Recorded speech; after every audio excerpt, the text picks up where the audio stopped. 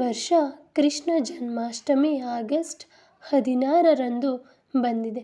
ಕೃಷ್ಣ ಜನ್ಮಾಷ್ಟಮಿಯನ್ನು ಆಚರಣೆ ಮಾಡಬೇಕು ಅಂತ ಇರೋರು ಮೊದಲಿಗೆ ಕೃಷ್ಣನ ಜನ್ಮದ ಬಗ್ಗೆ ಮತ್ತು ಅವನ ಮೇಲಿನ ಪ್ರೀತಿಯನ್ನು ಬೆಳೆಸ್ಕೊಳ್ಳೋದು ತುಂಬ ಮುಖ್ಯ ಆಗುತ್ತೆ.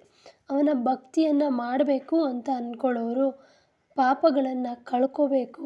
ನಮ್ಮ ಪೂರ್ವಾರ್ಜಿತ ಪಾಪಗಳನ್ನ ಕಳ್ಕೊಂಡು ಪುಣ್ಯದ ಹಾದಿಯಲ್ಲಿ ನಾವು ನಡಿಬೇಕು, ಕೃಷ್ಣನ ಪ್ರೀತಿಗೆ ನಾವು ಪಾತ್ರರಾಗಬೇಕು ಅನ್ನೋರು ಕೃಷ್ಣನ ಜನನದ ಈ ಒಂದು ಪುಟ್ಟ ಕಥೆಯನ್ನು ಕೇಳಿ. ಮಧುರಾದ ರಾಜ ಉಗ್ರಸೇನನ ಮಗ ಕಂಸನು ಕೃಷ್ಣನ ಮಾವ. ಅವನು ತುಂಬ ಕ್ರೂರಿಯಾಗಿದ್ದ. ಅಲ್ಲಿನ ಜನರಿಗೂ ಅಷ್ಟೇ ತುಂಬ ಕ್ರೌರತ್ವವನ್ನು ಮೆರೀತಾ ತುಂಬ ಹಿಂಸೆಯನ್ನು ಕೊಡ್ತಾ ಇದ್ದ. ಆದರೆ ಅವನ ಸಹೋದರಿ ದೇವಕಿ ಅಂದರೆ ಕಂಸನಿಗೆ ತುಂಬ ಪ್ರೀತಿ ಇತ್ತು. ಅವಳ ಮದುವೆಯನ್ನು ತುಂಬ ವಿಜೃಂಭಣೆಯಿಂದ ವಸುದೇವರ ಜೊತೆಗೆ ಮಾಡಿ ಅವಳನ್ನು ಕರೆದುಕೊಂಡು ವಸುದೇವರ ಮನೆಗೆ ಹೋಗ್ತಾ ಇದ್ದ. ಆ ಸಂದರ್ಭದಲ್ಲಿ ಕಂಸನಿಗೆ ಒಂದು ದೈವವಾಣಿ ಬಂತು. ನಿನ್ನ ಸಾವಿಗೆ ಕಾರಣವಾಗುವವನು ದೇವಕಿಯ 8ನೇ ಮಗನಾಗಿ ಹುಟ್ಟುತ್ತಾನೆ ಅಂತ. ಆಗ ಅವನಿಗೆ ತಂಗಿ ಮೇಲಿನ ಪ್ರೀತಿ ಎಲ್ಲವೂ ಕೂಡ ನಾಶವಾಗಿ ಆ ಮಗು ನನ್ನ ಸಾವಿಗೆ ಕಾರಣ ಆಗುತ್ತೆ ಅನ್ನೋ ಒಂದು ದೃಷ್ಟಿಯಿಂದ ಅವನ ತಂಗಿಯ ಮೇಲೆ ಅವನ ತಂಗಿಯನ್ನು ಕೊಲ್ಲಲಿಕ್ಕೆ ಮುಂದಾಗ್ತಾನೆ. ಆ ಸಂದರ್ಭದಲ್ಲಿ ವಸುದೇವರು ಹೇಳ್ತಾರೆ, ತುಂಬ ಪ್ರೀತಿ ಮಾಡ್ತಿದ್ದ ತಂಗಿಯನ್ನೇ ತನ್ನ ಸಾವಿಗೋಸ್ಕರ ನೀನು ಸಾಯಿಸ್ದೆ ಅಂತ ಹೇಳಿದರೆ ಜನರಿಗೆ ನಿನ್ನ ಮೇಲಿನ ಭಾವನೆ ಹೇಗೆ ಬರುತ್ತೆ ಯೋಚನೆ ಮಾಡು ಅಂತ ಹೇಳಿದಾಗ ಕಂಸನು ಯೋಚನೆ ಮಾಡ್ತಾನೆ. ಆ ಸಂದರ್ಭದಲ್ಲಿ ವಸುದೇವರು, ನೋಡು, ನಿನ್ನ ಸಾವಿಗೆ ಕಾರಣ ಆಗೋದು ನನ್ನ ಮಗು, ಅದು 8ನೆಯ ಮಗು. ಆ ಮಗುವನ್ನು ನಾನು ಹುಟ್ಟಿದ ತಕ್ಷಣವೇ ನಿನ್ನ ಬಳಿ ತಂದುಬಿಡ್ತೀನಿ, ಆದರೆ ನಿನ್ನ ತಂಗಿಯನ್ನು ಏನೂ ಮಾಡಬೇಡ ಅಂತ ಹೇಳಿದಾಗ ಕಂಸನು ದೇವಕಿಯನ್ನು ಬಿಡ್ತಾನೆ. ಆ ಸಂದರ್ಭದಲ್ಲಿ ದೇವಕಿ ಮತ್ತು ವಸುದೇವರನ್ನು ಜೈಲಿಗೆ ಹಾಕ್ತಾನೆ. ಮೊದಲಿಗೆ ದೇವಕಿ ಗರ್ಭವನ್ನು ಧರಿಸಿ ಒಂದು ಮಗುವಿಗೆ ಜನ್ಮವನ್ನು ಕೊಡ್ತಾರೆ. ಆ ಸಂದರ್ಭದಲ್ಲಿ ತಗೊಂಡು ಹೋಗಿ ವಸುದೇವರು ಕೊಟ್ಟಾಗ ಅವನು ಹೇಳ್ತಾನೆ, ನನ್ನ ಸಾವಿಗೆ ಕಾರಣ ಆಗೋದು 8ನೇ ಮಗು, ಈ ಮಗುವಿನ ಮೇಲೆ ನನಗೆ ಸಾಯಿಸಬೇಕು ಅನ್ನೋ ಉದ್ದೇಶ ನನಗಿಲ್ಲ ಅಂತ ಹೇಳಿದಾಗ, ಈ ಮಗುವನ್ನು ಸಾಯಿಸಲ್ಲ ನಾನು, ನನಗೆ ಬೇಕಾಗಿರೋದು 8ನೇ ಮಗು ಅಂತ ಅಂದಾಗ ಅಲ್ಲಿರೋರು ಹೇಳಿದಂಥ ಸಂದರ್ಭದಲ್ಲಿ 8ನೇ ಮಗು ಜನ್ಮ ನಿನ್ನನ್ನು ಸಾಯಿಸುತ್ತೆ ಅನ್ನೋದೇ ಆದರೆ ಇಲ್ಲಿ 8ನೇ ಮಗುವಿಗೆ ಮೊದಲನೇ ಮಗು ಏನಕ್ಕೆ ಸಹಾಯ ಮಾಡಬಾರ್ದು ಅನ್ನೋ ಪ್ರಶ್ನೆ ಬಂದಾಗ ಆ ಮಗುವನ್ನು ಕಂಸನು ಗೋಡೆಗೆ ಬಡಿದು ತುಂಬ ಕ್ರೂರವಾಗಿ ಸಾಯಿಸ್ತಾನೆ. 9ನೇ ವರ್ಷಕ್ಕೆ ದೇವಕಿ ಗರ್ಭವನ್ನು ಮತ್ತೆ ಧರಿಸ್ತಾರೆ. ಆ ಮಗುವಿನ ಗರ್ಭ ಧರಿಸಿದ ಮೇಲೆ ಅವರ ಮುಖದಲ್ಲಿ ತುಂಬಾ ಹೊಳಪು ಜೊತೆಗೆ ಮನಸ್ಸಿನಲ್ಲಿ ಚೈತನ್ಯ ಬರೋದಕ್ಕೆ ಶುರುವಾಗುತ್ತೆ. ಅವರನ್ನು ಕೂಡ ಹಾಕಿದ್ದ ಜೈಲಿನ ಸುತ್ತಮುತ್ತ ತುಂಬ ವಿಚಿತ್ರವಾದ ಪ್ರಾಣಿಗಳು ಕೂಡ ಕಾಣಿಸ್ಕೊಳ್ಳೋದು ಅವ್ರ ಗಮನಕ್ಕೆ ಬರುತ್ತೆ. ಅದಾದ ನಂತರ ಅವರಿಬ್ಬರಿಗೂ ಅನಿಸುತ್ತೆ ಇದು ಸಾಧಾರಣವಾದ ಮಗು ಅಲ್ಲ ಅಂತ ಹೇಳಿ. ಅದಾದಮೇಲೆ ಒಂದು ದಿನ ಮಧ್ಯರಾತ್ರಿ ಶ್ರೀಕೃಷ್ಣನ ಜನನ ಆಗುತ್ತೆ. ಅಂದು ಆ ಮಗು ಜನಿಸಿದ ತಕ್ಷಣ ದೇವಕಿ ಅವರಿಗೆ ಪ್ರಜ್ಞೆ ಹೊರಟೋಗುತ್ತೆ. ಅದಾದಮೇಲೆ ಕೃಷ್ಣನಿಂದ ವಿಷ್ಣು ಅವತಾರ ತಾಳಿ ವಸುದೇವರಿಗೆ ಹೇಳ್ತಾರೆ, ನನ್ನನ್ನು ಗೋಕುಲಕ್ಕೆ ಕರ್ಕೊಂಡು ಹೋಗು, ಅಲ್ಲಿ ನಂದ ಮತ್ತು ಯಶೋದೆಗೆ ಒಂದು ಹೆಣ್ಣು ಮಗು ಜನಿಸಿದೆ, ಆ ಮಗುವಿನ ಬಳಿಗೆ ಹೋಗಿ ಈ ಮಗುವನ್ನು ಅಲ್ಲಿ ಇಟ್ಟು ಆ ಹೆಣ್ಣು ಮಗುವನ್ನು ನೀನು ಕರ್ಕೊಂಡು ಬಾ ಅಂತ ಹೇಳಿ ಮಾಯ ಆಗ್ತಾರೆ. ಅದಾದ ನಂತರ ವಸುದೇವರು ಆ ಮಗುವನ್ನು ಕೈಗೆತ್ಕೊಂಡು ಯೋಚನೆ ಮಾಡ್ತಿರ್ತಾರೆ. ತಕ್ಷಣದಲ್ಲಿ ಅವ್ರ ಕೈಯಲ್ಲಿನ ದ್ವಾರ ಓಪನ್ ಆಗುತ್ತೆ, ಅಲ್ಲಿರೋರಿಗೆ ಪ್ರಜ್ಞೆ ತಪ್ಪುತ್ತೆ. ಅದಾದಮೇಲೆ ಮಗುವನ್ನು ಎತ್ಕೊಂಡು ವಸುದೇವರು ನಡೆಯೋಕ್ಕೆ ಶುರು ಮಾಡ್ತಾರೆ.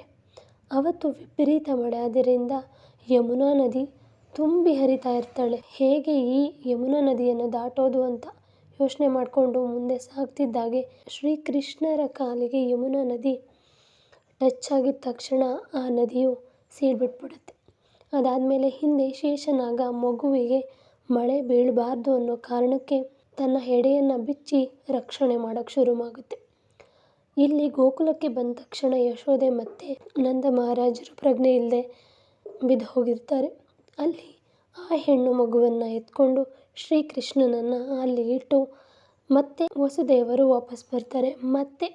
ಮತ್ತೆ ಯಮುನಾ ನದಿ ಸೀಳ್ಬಿಟ್ಟು ಹಿಂದೆ ಶೇಷನಾಗ ರಕ್ಷಣೆಯನ್ನು ಮಾಡ್ತಾ ಮಗುವನ್ನು ಕರ್ಕೊಂಡು ಬರ್ತಿದ್ದ ಹಾಗೆಯೇ ಮಗು ಜೋರಾಗಳಕ್ಕೆ ಶುರು ಮಾಡುತ್ತೆ. ಆಗ ಎಲ್ಲ ಸೈನಿಕರಿಗೆ ಎಚ್ಚರ ಆಗುತ್ತೆ. ಬಂದು ಹೇಳ್ತಾರೆ, ಹೆಣ್ಣು ಮಗು ಆಗಿದೆ ಅಂತ ಹೇಳಿ.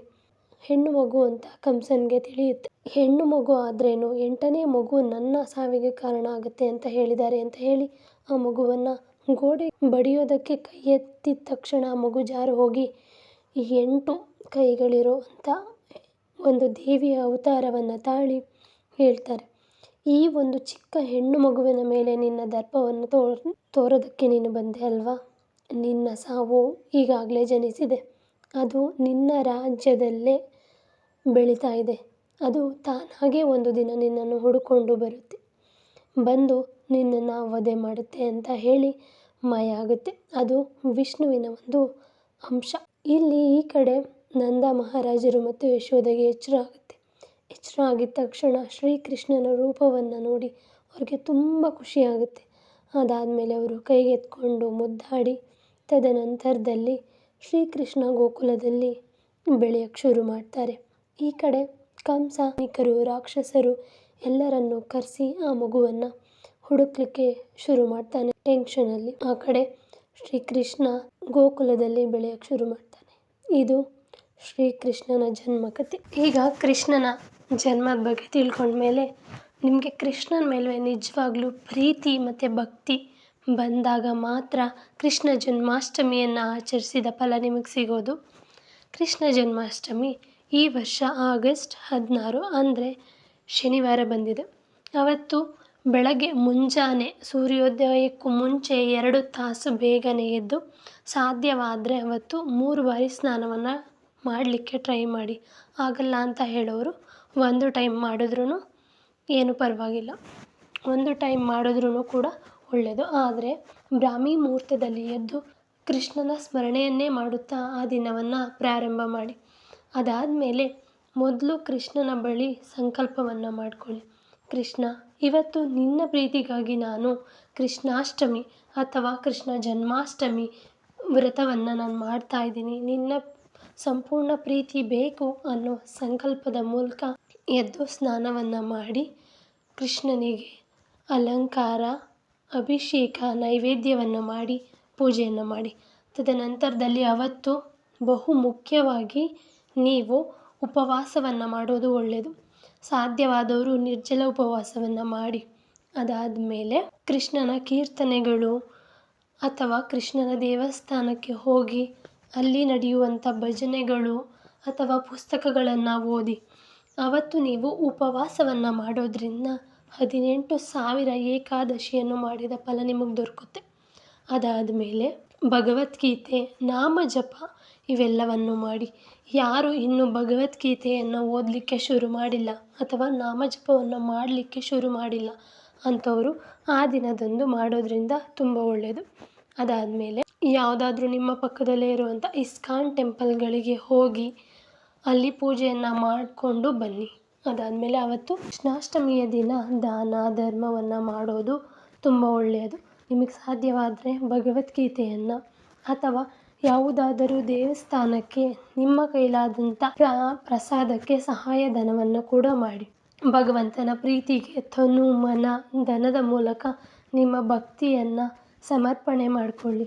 ಭಗವಂತನ ನಾಮಜಪ ಪ್ರತಿ ಕ್ಷಣ, ಒಂದು ಕ್ಷಣವನ್ನು ವ್ಯರ್ಥ ಮಾಡದೆ ಅವತ್ತು ಭಗವಂತನ ನಾಮಜಪ ಹರೇ ಕೃಷ್ಣ ಕೃಷ್ಣ ಕೃಷ್ಣ ಹರೇ ಹರೇ, ಹರೇ ರಾಮ ರಾಮ ರಾಮ ಹರೇ ಹರೇ, ಈ ಒಂದು ಮಹಾಮಂತ್ರವನ್ನು ನಿಮಗೆ ಎಷ್ಟು ಬಾರಿ ಆಗುತ್ತೋ ಅಷ್ಟು ಬಾರಿ ಜಪವನ್ನು ಮಾಡಿ. ತದನಂತರದಲ್ಲಿ ಸಂಜೆ ಕೂಡ ನೀವು ಪೂಜೆಯನ್ನು ಮಾಡಿ ಜಾಗರಣೆಯನ್ನು ಮಾಡೋದು ತುಂಬ ಒಳ್ಳೆಯದು. ಕಂಸನಂಥ ರಾಜ ಅಂದು 9 ತಿಂಗಳ ಕಾಲ ಶ್ರೀಕೃಷ್ಣನ ಬರುವಿಕೆಗಾಗಿ ಕಾದು, ಶ್ರೀಕೃಷ್ಣ ಬರುವ ದಿನ ಮಾಯೆಗೆ ಒಳಗಾಗಿ ಯಾವ ರೀತಿ ಅವನ ಅಂತ್ಯ ಆಯಿತು ಅನ್ನೋದೆಲ್ಲ ನಿಮಗೆ ಈಗಾಗಲೇ ನಾನು ಶ್ರೀಕೃಷ್ಣನ ಜನ್ಮಕಥೆಯಲ್ಲಿ ಹೇಳಿದ್ದೇನೆ. ಆ ರೀತಿ ಮಾಯೆಗೆ ಒಳಗಾಗದೆ, ಈ ಕಲಿಯುಗದ ಕಲಿ ಪ್ರಭಾವಕ್ಕೂ ಒಳಗಾಗದೆ ನಮ್ಮ ಜೀವನವನ್ನು ಸುಗಮವಾಗಿ ಸಾಗಿಸಬೇಕು ಅಂತ ಇರೋರು ಆದಷ್ಟು ಅವತ್ತು ಜಾಗರಣೆಯನ್ನು ಮಾಡಿ 12 ಗಂಟೆವರೆಗೂ ಶ್ರೀಕೃಷ್ಣನ ಬರುವಿಕೆಗಾಗಿ ಕಾದು ನಾಮಜಪವನ್ನು ಮಾಡಿ. ತದನಂತರದಲ್ಲಿ ಗೋಕುಲದಲ್ಲಿ ಶ್ರೀಕೃಷ್ಣ ನಂದರ ಮನೆಯಲ್ಲಿ ಅವತ್ತು 12 ಗಂಟೆಗೆ ಜನಿಸಿದ ಮೇಲೆ ಅಲ್ಲಿ ಕರ್ಕೊಂಡೋಗಿ ಮರುದಿನ ಅವರ ಆಚರಣೆಯನ್ನು ಮಾಡಿರೋದ್ರಿಂದ ಅವತ್ತು 12 ಗಂಟೆಯವರೆಗೆ ಅಂದರೆ ಆಗಸ್ಟ್ 17ವರೆಗೆ ನೀವು ಉಪವಾಸವನ್ನು ಇದ್ದು ನಾಮಜಪವನ್ನು ಮಾಡ್ತಾ 12 ಗಂಟೆ ನಂತರದಲ್ಲಿ ನೀವು ಧಾನ್ಯಗಳನ್ನು ಅಥವಾ ಆಹಾರವನ್ನು ಸೇವನೆಯನ್ನು ಮಾಡ್ಬೋದು. ಹೀಗೆ ನೀವು ಜನ್ಮಾಷ್ಟಮಿಯನ್ನು ಆಚರಣೆಯನ್ನು ಮಾಡಿ. ಹರೇ ಕೃಷ್ಣ.